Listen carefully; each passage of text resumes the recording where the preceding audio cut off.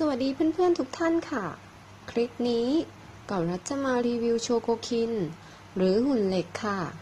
คราวนี้เราจะมารีวิวกันในชุด Swap โชโกคินและโชโกคินตัวที่เก่ารัฐจะเอามารีวิวนี้ ราคาพุ่งเป็นอย่างมากค่ะในเวลานี้เมื่อเทียบกับราคาวางจำหน่ายตอนที่ออกนะคะ นั่นก็คือ Swap โชโกคินเทสจิน28 ค่ะ ไปเลยหุ่นหมายเลข28ในส่วนของเจ้าหุ่นเหล็กหมายเลข28ตัวที่กอรัฐจะเอามารีวิวอยู่ในชุดของ Swap Shogokin รหัส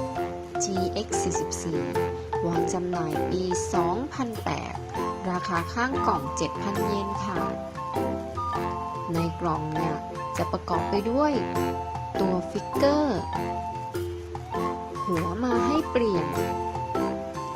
มือสำหรับเปลี่ยน3คู่ยานของโชทาโร่ฟิกเกอร์โชทาโร่ขนาดเล็กมากๆ2ตัวตามสเกลค่ะแบ็คแพ็คฐานวางและที่ขาดไม่ได้กระเป๋ารีโมทค่ะตัวฟิกเกอร์28ตัวนี้มีความสูง18เซนติเมตรเป็นเหล็กตันๆค่ะ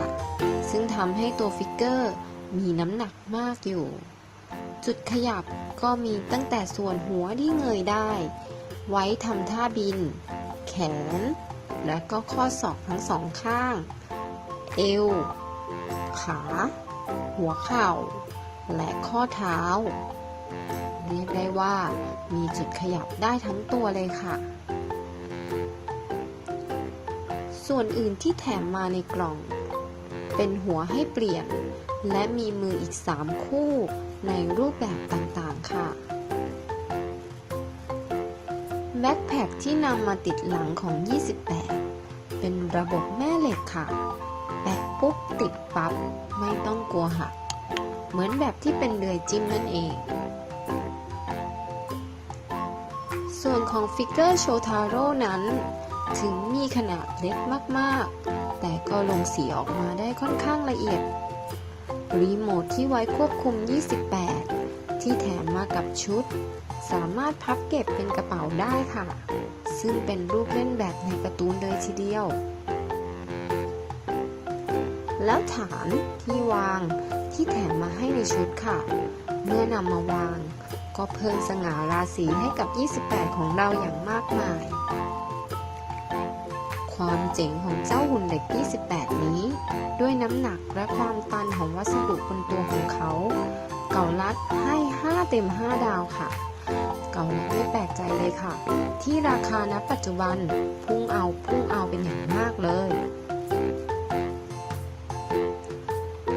สำหรับคลิปนี้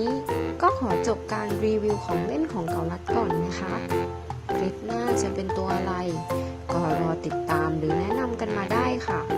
ถ้าเพื่อนๆชอบการรีวิวแบบนี้ก็อย่าลืมกดไลค์กดแชร์ Subscribe หรือออกความคิดเห็นแนะนำกันได้นะคะ